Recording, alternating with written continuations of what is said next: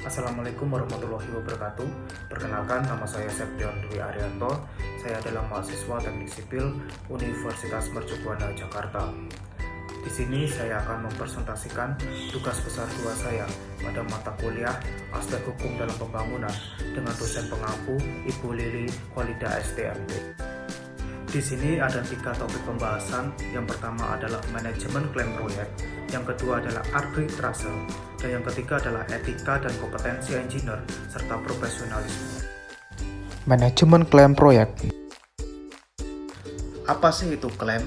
Kata klaim atau claim dalam bahasa Inggris berasal dari bahasa Latin clamor atau claimo yang berarti berteriak.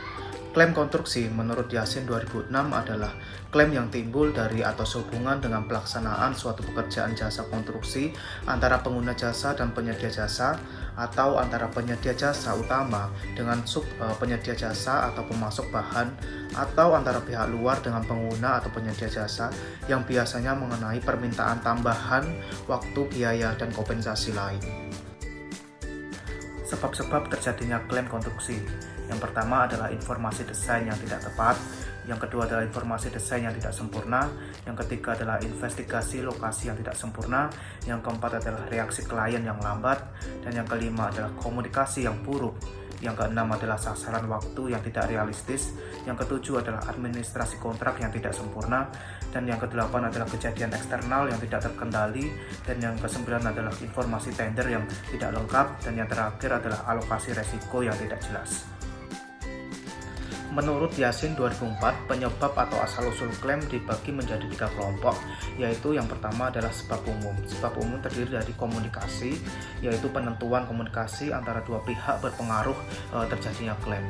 Selanjutnya adalah administrasi kontrak, kelengkapan dokumen kontrak yang butuh ketelitian dan keabsahan dari penyedia jasa yang mengajukan dan pengguna jasa yang menerima, sehingga nantinya tidak ada kesalahan yang menjadi alasan untuk dijadikan klaim. Selanjutnya adalah waktu pekerjaan, perhitungan waktu pekerjaan dan syarat-syarat umum waktu untuk pekerjaan seharusnya sudah sesuai perhitungan yang pantas dan layak. Selanjutnya adalah kejadian eksternal, kejadian yang terjadi saat pekerjaan dilaksanakan yang lazimnya tentang perbedaan aktual dengan kontrak. Yang terakhir adalah tafsiran bahasa. Kontrak dapat memiliki pengertian lain, biasanya menggunakan bahasa internasional, yaitu adalah bahasa Inggris. Yang kedua adalah sebab dari pengguna jasa, yaitu informasi tender yang tidak sempurna, penyelidikan saat tidak sempurna, reaksi yang lambat, alokasi resiko yang tidak jelas, keterlambatan pembayaran, dan larangan metode kerja tertentu. Yang ketiga adalah sebab dari penyedia jasa, yaitu pekerjaan cacat. Mutu dan kualitas pekerjaan yang diberikan penyedia jasa sudah diatur dalam kontrak, dan apabila akurasi mutu dan kualitas pekerjaan tidak sesuai dengan kontrak pekerjaan, dapat dikatakan cacat atau mutu pekerjaan buruk. Selanjutnya adalah keterlambatan penyelesaian.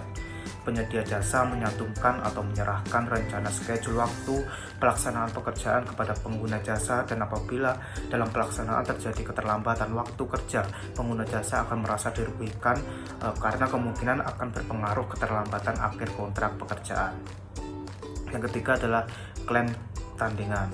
Terbitnya surat klaim dari penyedia jasa dengan alasan yang kurang dapat dilimpahkan dengan klaim tandingan dari pengguna jasa, atau juga klaim yang dikeluarkan oleh penyedia jasa yang dianggap merugikan pengguna jasa sehingga pengguna jasa mengeluarkan klaim tandingan sebagai check balance atau kerugian pekerjaan. Selanjutnya adalah pekerjaan tidak sesuai spesifikasi. Spesifikasi lengkap yang tercantum dalam kontrak menjadi bagus setelah adanya kesepakatan para pihak. Kewajiban tersebut berpengaruh dengan bentuk fisik konstruksi dengan perencanaan yang tertera di dalam kontrak. Yang terakhir adalah bahan yang dipakai tidak memiliki syarat garansi. Saat penyusunan dokumen lelang oleh pengguna jasa, dicantumkan perhitungan syarat garansi bahan yang digunakan secara estimasi dan dijadikan parameter, dan penyedia jasa menyantumkan dokumen syarat garansi yang sama atau hampir sama. Akan tetapi kenyataannya penyedia jasa tidak memberikan bahan dengan syarat garansi yang disetujui. Penanganan klaim atau manajemen klaim merupakan proses yang dibutuhkan untuk mengurangi atau mencegah klaim konstruksi jika timbul dan untuk menanganinya secara tepat apabila klaim tersebut terjadi. Menurut Robert de Gilbert dalam bukunya Managing Construction Contract, format claim memuat hal-hal sebagai berikut. Yang pertama adalah keterangan mengenai ketentuan syarat kontrak seperti lingkup pekerjaan dan struktur pembiayaan yang meliputi bagian pekerjaan yang ditanyakan. Yang kedua adalah keterangan mengenai fakta peristiwa yang telah terjadi, biasanya disajikan secara kronologis dan merupakan surat menyurat perintah-perintah perubahan, rapat-rapat dan sebagainya. Yang ketiga adalah akibat dari keadaan rangsangan klaim, biasanya disajikan sebagai cerita. Yang keempat adalah analisa biaya yang mungkin termasuk rincian daftar kenaikan biaya karena perubahan atau perbandingan antara biaya sesungguhnya dan biaya yang diperkirakan yang akan menunjukkan jumlah klaim. Struktur klaim terdiri dari yang pertama adalah keterangan tentang ketentuan dan syarat-syarat kontrak. Yang kedua adalah keterangan mengenai fakta kejadian. Yang ketiga adalah akibat suatu rangsangan klaim yang disajikan dalam bentuk uraian di atas. Yang keempat adalah analisa biaya termasuk perbandingan antara biaya sesungguhnya dan biaya yang diperkirakan. Analisis klaim. Pengguna jasa harus menganalisis secara seksama klaim tersebut dalam 3 tahap, yaitu adalah analisis secara faktual, analisis secara hukum atau berdasarkan kontrak, analisis biaya. Selain itu, ada 2 metode yang dapat digunakan untuk menghitung biaya-biaya klaim, yaitu adalah metode biaya total dan metode kenaikan biaya. Ada jenis-jenis perubahan. Yang pertama adalah formal change atau perubahan resmi, dan yang kedua adalah informal change atau biasa disebut juga dengan constructive change. Penyebab timbulnya perubahan, yang pertama adalah informasi desain yang cacat atau tidak lengkap, yang kedua adalah perubahan permintaan, dan yang ketiga adalah perubahan lapangan atau kondisi lapangan yang belum diketahui, yang keempat adalah bahasa dan interpretasi yang ambigu, yang kelima adalah batasan dalam metode bekerja, dan yang keenam adalah keterlambatan atau percepatan. Teknik atau manajemen klaim terdiri dari identifikasi tuntutan, kuantifikasi tuntutan, pencegahan tuntutan, dan pemecahan tuntutan. Sedangkan peluang manfaat klaim bagi penyedia jasa adalah daya dukung tanah, kekerasan batu setempat, reoptimasi dana, perubahan kondisi lapangan, perubahan bahan, kondisi lingkungan, serta kondisi budaya atau keagamaan. Arbitrase. Arbitrase merupakan istilah yang dipakai untuk menjabarkan suatu bentuk tata cara damai yang sesuai atau sebagai penyediaan dengan cara bagaimana menyelesaikan sengketa yang timbul sehingga mencapai suatu hasil tertentu yang secara hukum final dan mengikat. Saat ini pelaksanaan arbitrase di Indonesia diatur dengan Undang-Undang Nomor 30 Tahun 1999 tentang arbitrase dan alternatif penyelesaian sengketa. Di Indonesia untuk pelaksanaan arbitrase sebenarnya sudah ada landasan hukumnya, yaitu pasal 337 HIR yang berbunyi jika orang Indonesia dan orang Timur asing menghendaki perselisihan mereka diputuskan oleh juru pisah, maka mereka wajib menuruti peraturan pengadilan perkara yang berlaku bagi bangsa Eropa. Pedoman aturan umum arbitrase yang diatur dalam Reglamen Hukum Acara Perdata meliputi 5 bagian pokok. Bagian pertama adalah persetujuan arbitrase dan pengangkatan arbitrase atau arbiter. Bagian kedua adalah pemeriksaan di muka badan arbitrase. Bagian ketiga adalah putusan arbitrase, dan keempat adalah upaya-upaya terhadap putusan arbitrase, dan bagian kelima adalah berakhirnya acara-acara arbitrase. Jenis arbitrase ada 2, yaitu arbitrase ad hoc atau jenis arbitrase ad hoc disebut juga arbitrase voluntar atau arbitrase perorangan. Yang kedua adalah arbitrase institusional, merupakan lembaga atau badan arbitrase yang bersifat permanen. Syarat menjadi arbiter telah tertuang dalam pasal 12 UU 30 tahun 1999. Yang pertama adalah mampu melakukan tindakan hukum, yang kedua adalah berusia minimal 35 tahun, yang ketiga adalah tidak mempunyai status hubungan keluarga sedarah sampai dengan derajat kedua dengan salah satu pihak bersengketa. Yang keempat adalah tindakan memiliki kepentingan finansial atau kepentingan lain atas putusan arbitrase. Yang keempat adalah mempunyai pengalaman serta menguasai secara aktif di bidangnya paling sedikit 15 tahun. Dan yang terakhir adalah hakim, jaksa, panitera, dan pejabat peradilan lainnya tidak dapat ditunjuk atau dianggap sebagai arbiter. Aturan untuk mengangkat seorang arbiter ada pada pasal 14 UU 30 tahun 1999. yaitu adalah dalam hal para pihak telah bersepakat bahwa sengketa yang timbul akan diperiksa dan diputus oleh arbiter tunggal. Para pihak wajib untuk mencapai suatu kesepakatan tentang pengangkatan arbiter tunggal. Yang kedua adalah pemohon dengan surat tercatat, telegram, teks atau faksmil, email atau dengan buku ekspedisi harus mengusulkan kepada pihak termohon nama orang yang dapat diangkat sebagai arbiter.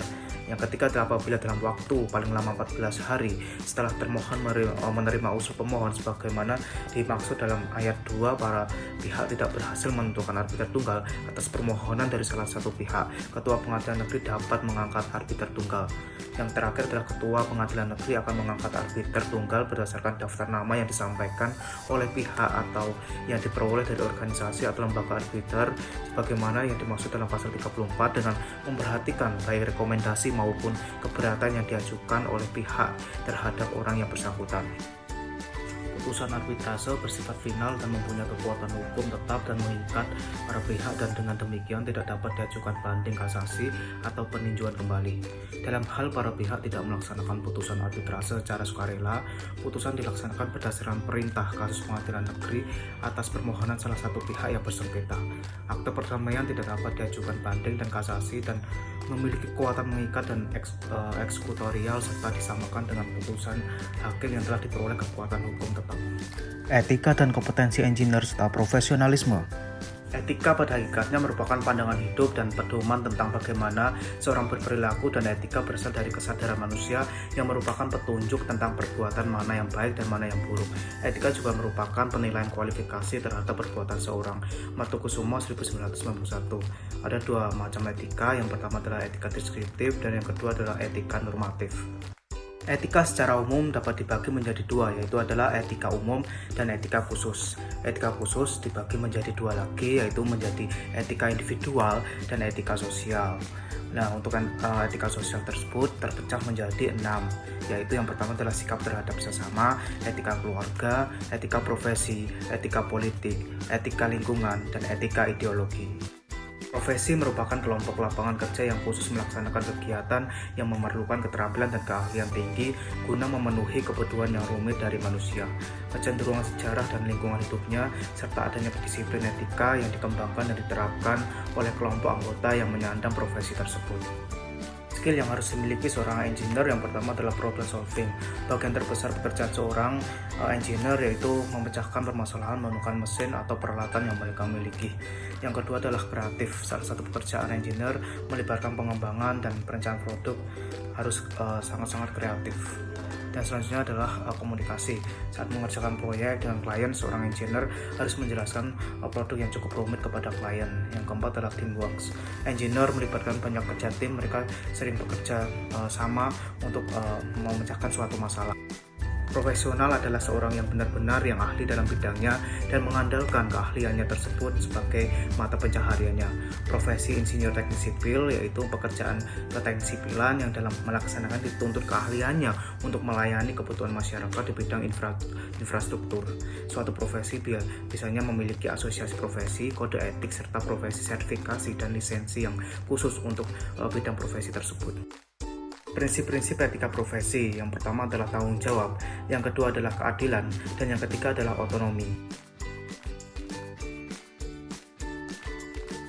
Tujuan kode etik profesi, yang pertama adalah untuk menjunjung tinggi martabat profesi, yang kedua adalah untuk menjaga dan memelihara kesejahteraan para anggota, yang ketiga adalah untuk meningkatkan pengabdian para anggota profesi, yang keempat adalah untuk meningkatkan mutu profesi, yang kelima adalah untuk meningkatkan mutu organisasi profesi, dan yang keenam adalah meningkatkan layanan di atas keuntungan pribadi, yang ketujuh adalah mempunyai organisasi profesional yang kuat dan terjalin erat, dan yang kedelapan adalah menentukan baku standarnya sendiri. Fungsi dari kode etik profesi adalah memberikan pedoman bagi setiap anggota profesi tentang prinsip profesionalitas yang digariskan sebagai sarana kontrol sosial bagi masyarakat atas profesi yang bersangkutan, mencegah campur tangan pihak dari luar organisasi profesi tentang hubungan etika dalam keanggotaan profesi. Etika profesi sangatlah dibutuhkan dalam berbagai bidang. Tuntutan sikap yang harus dijalankan oleh seorang insinyur yang menjunjung tinggi kode etik. Seorang insinyur yang profesional yaitu insinyur Indonesia senantiasa mengutamakan keselamatan, kesehatan, dan kesejahteraan masyarakat. Yang kedua adalah insinyur Indonesia senantiasa bekerja sesuai dengan kompetensinya. Yang ketiga adalah insinyur Indonesia hanya menyatakan pendapat yang dapat dipertanggungjawabkan. Yang keempat adalah insinyur Indonesia senantiasa menghindari terjadinya pertentangan kepentingan dalam tanggung jawab tugasnya. Yang kelima adalah insinyur Indonesia senantiasa membangun reputasi profesi berdasarkan kemampuan masing-masing. Yang keenam adalah insinyur Indonesia senantiasa memegang teguh kehormatan, integritas, dan martabat profesi. Yang ketujuh adalah insinyur Indonesia senantiasa mengembangkan kemampuan profesionalnya. Cukup sekian penjelasan dari saya, semoga bermanfaat. Wassalamualaikum warahmatullahi wabarakatuh. Terima kasih.